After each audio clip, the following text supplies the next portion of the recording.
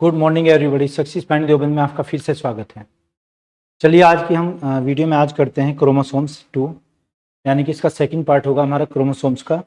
इससे संबंधित आज जितने भी पीवाई क्यूज होंगे या फिर एमसीक्यू विभिन्न परीक्षाओं में पूछे गए क्वेश्चंस होंगे, उन सभी के बारे में आज हम गहराई से चर्चा करने वाले हैं। इससे रिलेटेड आपको पहले कुछ इसके जो कंसेप्ट होते हैं वो भी बताए जाएंगे और हम ये जानेंगे कि क्रोमोसोम्स कहाँ पर होते हैं, इनकी क्या बनावट होती है, या फिर इसकी खोज या सिद्धांत, इसका नामकरण किसने जारी किया था। चलिए वन बाय वन हम उसे डिस्कस करते हैं। चलिए हम शुरू करते हैं गुणसूत्र क्रोमोसोम्स। तो क्रोमोसोम्स की जो खोज की थी, ये की गई थी क्रोमोसोम्स की खोज इन 1815 में, सन 1815 में स्टेसबर्गर के द्वारा। नाम क्या था? स्टेसबर्गर। जी हाँ, स्टेसबर्गर, वही बर्गर जो खाने वाला होता है बर्गर। लेकिन जो इसका नामकरण किया था 1888 में, ये वाल्डेयर ने किया था। वाल्डेयर। कभी कभी ये क्वेश्चन इस तरीके से आता है कि स्टेसबर्गर इसमें ऑप्शन में नहीं होता है ना। क्वेश्चन आएगा कि क्रोमोसोम्स की खोज किसने की, तो वाल्डेयर अगर वहां पर होगा तो वाल्डेयर, लेकिन स्टेसबर्गर तथा वाल्डेयर करके अगर ऑप्शन हुआ तो हम इसी को पिक करेंगे, यानी कि दोनों को लगाएंगे तब आंसर, अगर ये तथा करके आता है। देखना इसका कार्य क्या होता है। ये कार्य करता है कि जो हमारे अनुवांशिक गुण होते हैं एक वंश से दूसरे वंश में, यानी कि जो माता पिता हैं या परिवार के जो गुण हैं वो किनमें, संतानों में ट्रांसफर होते हैं। तो कार्य इसका क्या हो जाएगा कि वंशानुगत जो हमारे गुण या बनावट होती है वो किसमें स्थानांतरित होते हैं, स्थानांतरण करना किसमें, संतानों में ट्रांसफर होते हैं। इसका जो आकार होगा, ये क्या आकार होता है, धागेनुमा स्थिति होगी, धागेनुमा स्थिति। और कहाँ पर होते हैं, कोशिका के अंदर। इसमें होंगे कोशिका, जो कोशिका हमारा पार्ट होगा, कोशिका के भी केंद्रिका में होते हैं, यानी कि न्यूक्लियस के अंदर जो न्यूक्ली होती है, यानी कि न्यूक्लियस केंद्रक की भी क्या केंद्रिका आ जाएगी, केंद्रिक। इसमें ये स्थित होते हैं। इसका संगठन क्या होता है कि किससे मिलकर बने होते हैं, तो इसमें एक प्रोटीन होता है और दूसरा जो डीएनए की डबल हेलिक्स इसमें लेयर होती है। तो एक तो डीएनए के होते हैं बने, डीऑक्सीराइबोज न्यूक्लिक एसिड, कभी कभी एन आ जाता है न्यूक्लिक एसिड प्लस प्रोटीन के बने होते हैं। प्रोटीन, ये प्रोटीन के होंगे। प्रोटीन का नाम क्या होगा, हिस्टोन ना। और डीएनए ये न्यूक्लिक एसिड होता है। तो इनकी ये बनावट होती है। कभी कभी यहाँ डीएनए के अलावा फिर जीन भी आ जाता है। इसमें क्या, जीन। हाँ, जीन सिद्धांत किसने जारी किया था, जीन ये किया था जोहानसन ने। जो यानी कि जीन की खोज किसने की, एक वैज्ञानिक थे जोहानसन। क्या नाम था, जोहानसन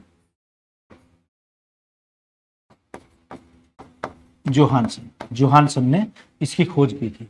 तो कुछ तो यही क्वेश्चन पूछे गए हैं। बाकी पीवाईक्यू में आपको सब इसको जानकारी प्राप्त हो जाएगी कि क्वेश्चन की नेचर क्या रहती है। चलिए अब इसकी हम थ्योरी के बारे में चर्चा करते हैं और भी। ये देखिएगा जी, तो यहाँ पर है कि गुणसूत्रों की खोज किसने की थी, यानी कि क्रोमोसोम्स की खोज किसने की। ये की गई थी स्टेसबर्गर के द्वारा 1815 में। लेकिन जो सिद्धांत जारी किया, नामकरण इसका पहली बार शब्द का प्रयोग किया था 1888 में वाल्डेयर ने किया था, और खोज स्टेसबर्गर ने। लेकिन अगर खोज में वाल्डेयर नहीं हुआ तो हम खोज यही लगाएंगे, फिर खोज हम किसे लगाएंगे, वाल्डेयर ना। और जीन की अगर खोज आती है तो उसके लिए क्या आ जाएगा, जोहानसन।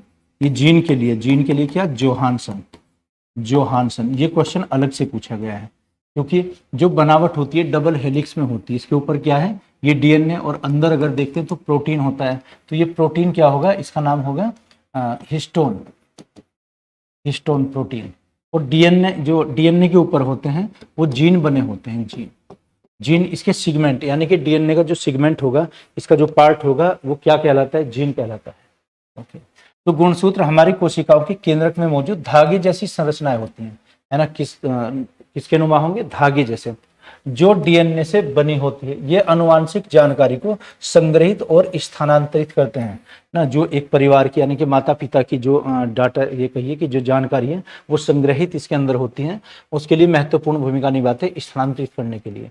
गुणसूत्र डीएनए और प्रोटीन के बने होते हैं, जहाँ डीएनए है ना। डीएनए हिस्टोन नामक प्रोटीन के चारों तरफ होता है, यानी कि जो डीएनए है इसके चारों तरफ डबल हेलिक्स यानी कि कुंडलीनुमा, जैसे एक इलेक्ट्रिक वायर होता है, वायर देखा ना, उसमें 2 कुंडली होती हैं, तो उसके अंदर जो वायर होता है ये समझो वो तो प्रोटीन है। जो प्लास्टिक हम लगाते हैं यानी कि रबर का वो बना होता है, तो रबर क्या आ जाएगा, वो डीएनए, केवल तुलना कंपेयर करने के लिए। मनुष्य की प्रत्येक कोशिका में 23 जोड़े या फिर 46 होते हैं। ये भी क्वेश्चन आता है कि गुणसूत्रों की कमी से या अधिकता से कौन कौन से रोग होते हैं, तो उन रोगों के बारे में कभी कभी पूछ लेते हैं। तो अगर चाहें तो आप इनका स्क्रीनशॉट लेते रहिए, वैसे आपको पीडीएफ फाइल या एप्लीकेशन पर भी अवेलेबल होगी। नेक्स्ट देखते हैं इसमें जीन, यानी कि जीओ में वनस्पतिकल या फिर जूलॉजिकल, उसमें किसमें कितने जीन होंगे। मनुष्य की संख्या पूछ लेते, गेहूं में होते हैं 42, या फिर टमाटर में मेंढक, कुत्ता, बिल्ली, सब घोड़ा, इनके बारे में तो 1 बाय 1 जो अति महत्वपूर्ण प्रश्न बन सकते हैं उनमें गुणसूत्रों की संख्या पर हम डिस्कस करते हैं। तो देखिए एस्केरिस, एस्केरिस क्या होता है, कभी कभी पेट में, जिसको हम कीड़े बोलते हैं सामान्य भाषा में, एस्केरिस में गुणसूत्रों की संख्या कितनी होती है। अगर आपने इससे पहले वाली क्लास देखी होगी तो आप जरूर बता सकते हैं कि एस्केरिस में कितने होंगे। जी हाँ, इसमें नंबर ऑफ क्रोमोसोम्स 2, इसमें कितने होंगे क्रोमोसोम्स, 2 होते हैं।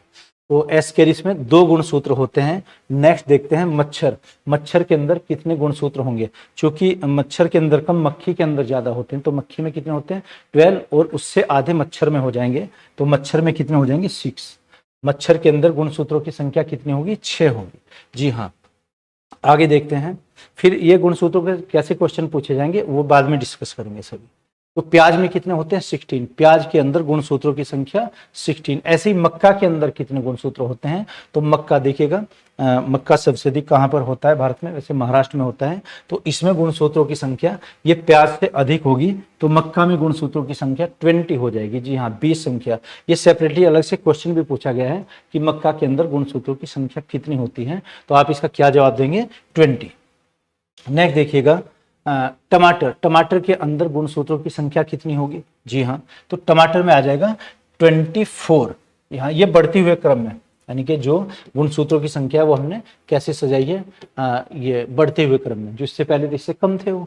ओके, नेक्स्ट देखिएगा मेंढक, मेंढक के अंदर गुणसूत्रों की संख्या, जल्दी से गैस करके बताइएगा कि इसमें गुणसूत्रों की संख्या कितनी होती है मेंढक के अंदर। तो मेंढक में आ जाएगा 26।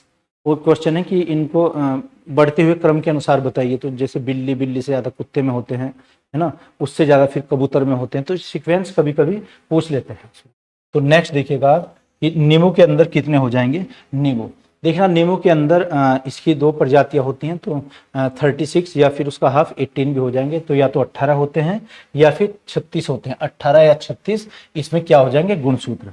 नेक्स्ट देखते हैं बिल्ली, बिल्ली के अंदर कितने होते हैं गुणसूत्र। जी हाँ, ये बिल्ली आप देखिएगा जो, हाँ, तो बिल्ली में गुणसूत्रों की संख्या नींबू से अधिक होगी, वो गैस करके आप बताइएगा कि कितनी होगी। जी हाँ, इसमें आ जाएगा कितना 38, बिल्ली के अंदर 38 गुणसूत्र होंगे। तो आंसर क्या आ गया इसका हमारा, गुणसूत्रों की संख्या 38, बिल्ली के अंदर 38।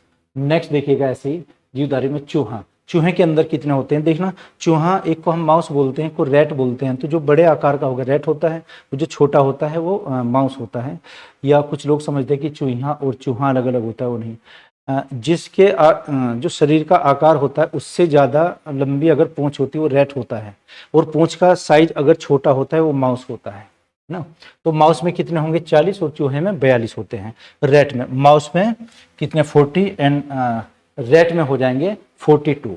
तो रैट इससे थोड़ा बड़ा होता है, यानी कि पूंछ का जो आकार है माउस का छोटा होता है, और रैट का पूंछ का आकार बड़ा होता है, यानी कि इसकी लंबाई ज़्यादा हो जाएगी। नेक्स्ट देखिएगा आप गेहूं, गेहूं के अंदर बहुत इंपॉर्टेंट क्वेश्चन है कि गेहूं के अंदर गुणसूत्रों की संख्या कितनी होगी। कई बार परीक्षाओं में पूछा गया है, अगर आप पिछले कोई रेलवे या फिर एसएससी का एग्जाम देख सकते हैं तो इसमें पूछा गया। तो गेहूं के अंदर कितने होते हैं। जी हाँ, इसके अंदर होते हैं 42, 42, है ना। फिर इससे ज्यादा मनुष्य के अंदर होते हैं, खरगोश के अंदर होते हैं। जी, तो यहाँ पर देखिएगा इसका आंसर हमारा क्या होगा, आंसर इज 42। नेक्स्ट देखते हैं ये खरगोश के अंदर कितने हो जाएंगे। यहाँ खरगोश के अंदर, तो खरगोश के अंदर गुणसूत्रों की संख्या 44, जी हाँ, कितनी हो जाएगी 44। ये खरगोश के अंदर होते हैं। और इसके बाद है मानव के अंदर कितने होंगे। मनुष्य के अंदर बहुत बार क्वेश्चन पूछा गया है कि मनुष्य के अंदर 23 जोड़े होते हैं या फिर 46 हो जाएंगे टोटल। मनुष्य के अंदर इसकी संख्या कितनी हो जाएगी, 23 जोड़े या 46, या तो 23 जोड़े या कितना होगा 46।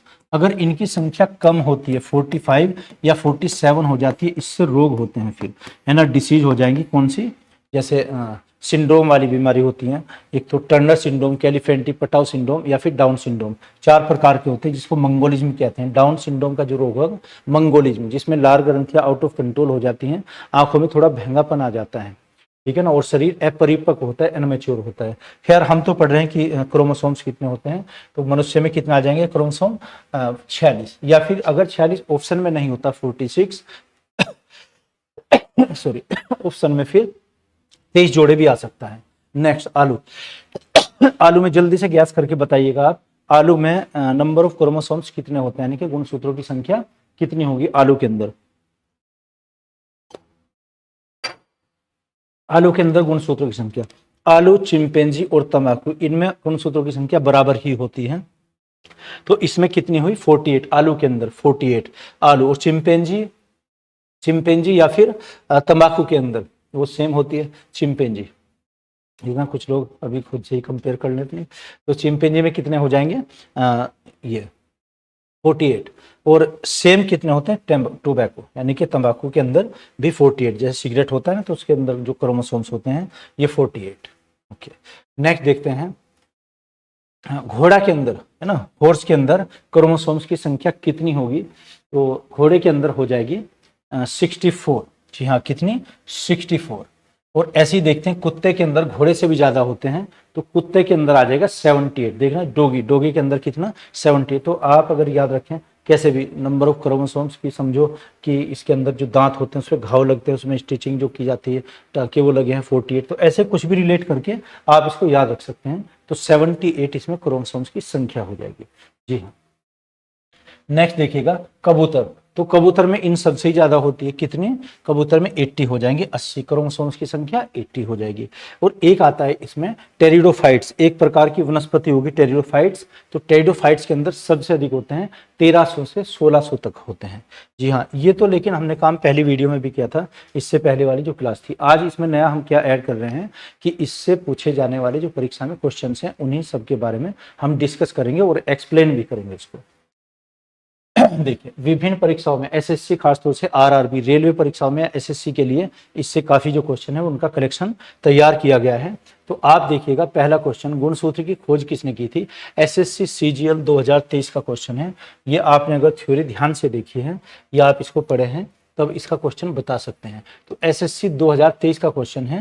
पहले भी रिपीट क्वेश्चन हुआ कि गुणसूत्र की खोज किसने की थी। जी हाँ, खोज, तो खोज आपको बताया था 1815 और 1888। 1888 के लिए आ जाएगा वाल्डेयर सिद्धांत भी इसने जारी किया था। और ये आ जाएगा स्टेस बर्गर से तो याद ही रहेगा आपको, है ना, स्टेस भूल सकते हैं लेकिन ये बर्गर नहीं भूलेंगे आप, क्योंकि आपने खाया होगा बर्गर। तो अब ये देखते हैं ऑप्शन में क्या दिया, मेंडल, वाटसन, क्रिक, वाल्डेयर, रॉबर्ट हुक। तो इसमें से नहीं है, ये बर्गर नहीं, तो अब क्या लगाएंगे, वाल्डेयर ने इसकी खोज की थी। ठीक है ना, तो गुणसूत्र की खोज किसने की, वाल्डेयर। कब पूछा गया, लेटेस्ट क्वेश्चन 2023 का क्वेश्चन पूछा गया। मेंडल ने किसकी, अनुवांशिकता की खोज की। और वाटसन और क्रिक ने किसकी की, डीएनए की खोज। डीएनए आरएनए, क्रिक और ऑर्थर अर्ग, वाटसन एंड ऑर्थर अर्ग। ओके, वाल्डेयर ने किसकी आ जाएगी गुणसूत्र की, रॉबर्ट हुक ने कोशिका सेल की खोज की थी, जिसको हम सेल के अध्ययन को साइटोलॉजी भी कहते हैं। तो इसमें क्या आंसर आ जाएगा हमारा, आंसर इज सी, गुणसूत्र की खोज किसने की। नेक्स्ट देखिएगा सेकंड क्वेश्चन, मानव कोशिका में कितने गुणसूत्र होते हैं। यह भी आपको बताया था कि मनुष्य में गुणसूत्रों की संख्या कितनी है।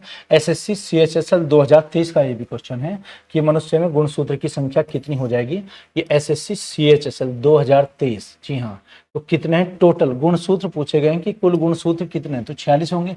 अगर जोड़े पूछे जाते तो 23 जोड़े हम आंसर लगाते, 23 जोड़े।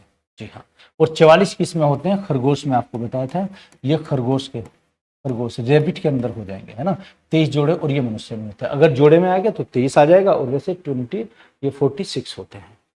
जी हाँ, तो इसमें आंसर क्या होगा हमारा, आंसर इज बी, सॉरी ये सी कैसा नहीं, इसका आंसर बी लगा लीजिएगा 46। एडिटिंग कुछ में गड़बड़ है। आगे, गुणसूत्र का मुख्य कार्य क्या होता है? तो आरआरबी एनटीपीसी 2023 का एक क्वेश्चन है कि गुणसूत्र का मुख्य कार्य क्या होगा। जी हाँ, गुणसूत्र का मुख्य कार्य आरआरबी एनटीपीसी 2023 का क्वेश्चन है। तो गुणसूत्र का कार्य क्या होता है? ऊर्जा का निर्माण करना, अनुवांशिक लक्षणों का हस्तांतरण करना, अनुवांशिक लक्षणों का जो माता पिता से संतानों में ट्रांसफर करते हैं, ये ठीक है। तो क्रोमोसोम्स का कार्य क्या हो जाएगा? अनुवांशिक, जो माता पिता से ट्रांसफर होते हैं, यानी कि जो परिवार होता है माता पिता वंशानुगत, ये ट्रांसफर किस में होते हैं? संतानों में होते हैं, संतान। तो संतान में वही गुण आएंगे जो माता पिता के हैं। जैसे हमारा भावनात्मक जो एक्सप्रेशन होता है, चलने का ढंग, गुस्सा करने का या फिर हंसने का, जो एक्सप्रेशंस होते हैं वो सभी किससे होते हैं? ट्रांसफर होते हैं अनुवांशिक के द्वारा, यानी कि क्रोमोसोम्स के द्वारा। तो इसका आंसर हमारा क्या आ जाएगा? Answer is B, B is the right answer. Next देखते हैं गुणसूत्र का वह भाग जो गुणसूत्र को दो भागों में विभाजित करता है उसे क्या कहते हैं? एसएससी जीडी का ये क्वेश्चन पूछा गया है 2023 का। जी हाँ, तो सेंटोमियर बोलते हैं उसको, एसएससी जीडी में सेंटोमियर, यानी कि जो इसका मध्य भाग होता है, जैसे गुणसूत्र डबल हेलिक्स में होते हैं, ये समझो यहाँ पर गुणसूत्र बना है, इसका जो मध्य भाग होगा इसको क्या हम बोलते हैं? सेंटोमियर, सेंटोमियर, उसको सेंटोमियर कहते हैं, यानी कि जो इसका बीच का मध्य भाग होगा। तो गुणसूत्र का वह भाग जो दो भागों में विभाजित करता है। जब ये कुंडली नुमा स्थिति ले जाता है, अब एक गुणसूत्र है, दूसरे गुणसूत्र में जब विभाजन होता है तो उसको हम क्या बोलते हैं? ये सेंटीमियर। नेक्स्ट क्वेश्चन देखिएगा, मानव शरीर में लिंग निर्धारण के लिए कौन सा गुणसूत्र जिम्मेदार है? एसएससी, ये पेट में क्वेश्चन पूछा गया है, यूपी ट्रिपल एसएससी पेट का क्वेश्चन 2023 का। तो एक्स और वाई, जैसे पुरुष में लिंग निर्धारण के लिए मेल में गुणसूत्र और फीमेल, मेल और फीमेल में अलग अलग, मेल में क्या होते हैं? एक्स और वाई, और फीमेल में होते हैं ये एक्स और एक्स ना। जब जाइगोट होता है, जैसे अगर पुरुष का एक्स क्रोमोसोम्स महिला के एक्स से मिलता है तो एक्स एक्स यानी कि पुत्री पैदा होती है, पुत्री, इससे तो पुत्री होगी। लेकिन जब एक्स और वाई का जाइगोट होता है, इसका वाई और महिला का एक्स जब मिलता है तो इससे क्या होता है? एक्स और वाई, इसका एक्स वाई, ठीक है ना। तो एक्स वाई जब होगा तो इससे पुत्र प्राप्ति होती है, पुत्र, यानी कि लिंग निर्धारण के लिए कि पुत्र होगा या पुत्री होगी तो उसके लिए कौन जिम्मेदार होता है? पुरुष ही होता है जिम्मेदार, क्योंकि उसमें दोनों क्रोमोसोम सेम होते हैं और महिलाओं में एक्स वाई होते हैं।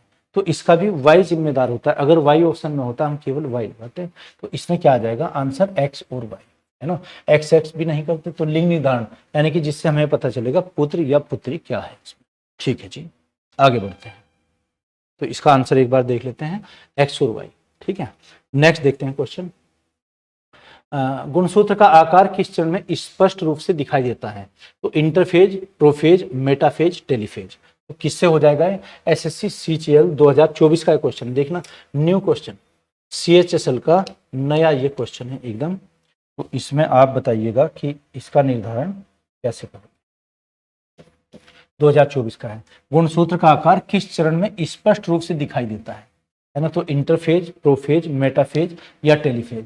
गुणसूत्र जब ये एक सूत्री विभाजन के लिए तैयार हो जाता है उस फेज को हम मेटाफेज बोलते हैं, यानी कि उस चरण को हम क्या कहेंगे? मेटाफेज। तो मेटाफेज के चरण में हमें स्पष्ट रूप से दिखाई देने लगता है। तो इसका आंसर एक बार चेक कर लेते हैं, आंसर इज सी, मेटाफेज। इसको आप साथ साथ नोट करते रहिए क्वेश्चन को, और इसका बार बार आपको रिवीजन करना पड़ेगा, तब जाकर कहीं ये याद होंगे आपके। ओके, नेक्स्ट देखिएगा, लिंग निर्धारण में कौन सा गुणसूत्र महत्वपूर्ण भूमिका निभाता है? एसएससी एमटीएस 2024 का नया क्वेश्चन। उससे पहले क्या था? एक्स वाई, जिसमें ऑप्शन में आया था, तब भी आपको बताया कि उसमें अगर एक ही क्रोमोसोम्स कोई देते लिंग निर्धारण के लिए, एक्स वाई जेड और डब्ल्यू तो होते नहीं एक्स और वाई में से, तो महत्वपूर्ण क्या होता है? केवल वाई, है ना। तो इसमें पुरुषों में क्या होंगे? एक्स और वाई, और महिलाओं में एक्स और एक्स होते हैं। लेकिन इसमें भी जो वाई है ये निर्धारण करता है, वाई, है ना। ये इसमें ये डिटरमाइन करेगा कि लिंग निर्धारण के लिए कौन सा उत्तरदायी होगा। तो इसमें क्या आ जाएगा? Y, answer is B. Next देखते हैं, गुणसूत्र का वह भाग जो लंबाई को स्थिर रखता है, यानी कि उसकी लंबाई कितनी होगी? तो ये न्यूक्लियोट्स बोलते हैं उसको, बिलियंस यानी कि 40 मिलियंस न्यूक्लियोट्स, उनकी संख्या कितनी होती है उस पर लंबाई निर्धारित होती है। वो नहीं कि इसको मीटर या किलोमीटर में हम नापते हैं। तो इसमें है ये टेलोमियर, सेंटोमियर, डिऑक्सीराइबोज, न्यूक्लियोटाइड्स ना। तो ये सेंटोमियर उसका चूंकि जब वो विभाजन के लिए तैयार रहता है तो टोलोमियर होता है जो मध्य भाग से थोड़ा उसके करीब होता है, यानी कि किनारे पर भी नहीं होता। तो इसका आंसर टोलोमियर आ जाएगा। ये नया क्वेश्चन था आरआरबी का। आगे, गुणसूत्र पर उपस्थित डीएनए का विशेष खंड क्या कहलाता है? जो डीएनए पर स्थित होता है, नया सीपीओ 2024 का नया क्वेश्चन है। जी हाँ, डीएनए पर उपस्थित क्या होते हैं, उस खंड को हम क्या कहते हैं? आपको बताया था कि हमारा जो डीएनए है गुणसूत्र वो डबल हेलिक्स में होता है, ऐसे द्विकुंडलीनुमा स्थिति। अच्छा, इसके अंदर अगर देखते हैं तो ये एक प्रोटीन होता है, प्रोटीन के चारों तरफ जैसे वायर होते हैं ना, इलेक्ट्रिक वायर लिपटी हुई रहती है और डोरी एक दूसरे पर। अच्छा, इसके भी सिगमेंट होते हैं, इसके टुकड़े जो डीएनए पर होंगे, इन टुकड़ों को हम क्या कहते हैं? ये क्वेश्चन, ये जो हमारे खंड हैं इसमें ये टुकड़े क्या है? तो इनको हम क्या बोलते हैं? जीन। तो जीन की खोज किसने की थी? जोहानसन ने इसकी खोज की थी, जीन। तो अनुवांशिकता के लिए यही अग्रसर होता है। तो इसका आंसर एक बार देखते हैं, जीन। तो डीएनए का विशेष खंड क्या कहलाता है? जो डीएनए किसके बने होते हैं? वो जीन के। नेक्स्ट देखते हैं। नेक्स्ट का बस यहीं तक के इसके क्वेश्चन थे। चलिए खैर, तो आज का ये हमारा टॉपिक कंप्लीट हो जाता है। इसमें ये 10 क्वेश्चन है, आप इसको वीडियो को रिवाइंड करके उसमें देख सकते हैं, और इन्हें आपको साथ साथ नोट करना पड़ेगा, तब जाकर के ये हमारे याद रहते हैं फिर लॉन्ग टाइम के लिए। क्योंकि जैसे हम इसका रिवीजन करते रहेंगे लॉन्ग टाइम तक, याद रखने के लिए आपको काफ़ी लाभकारी होगा ये मेथड। तो मैं ये समझता हूँ कि आप सभी के समझ आया होगा। अगर नहीं तो कमेंट बॉक्स में आप लिख कर बताइएगा। फिर भी अगर कोई भी क्यूरी हो तो इस पर फ़ोन नंबर भी दिया है, वीडियो में आप देख सकते हैं, ऊपर फ़ोन नंबर लिखा है, वहाँ से आप डायरेक्ट ही कॉल भी कर सकते हैं। तो आपको ये वीडियो कैसी लगी कमेंट बॉक्स में आप लिख कर बताइएगा। Okay, thank you.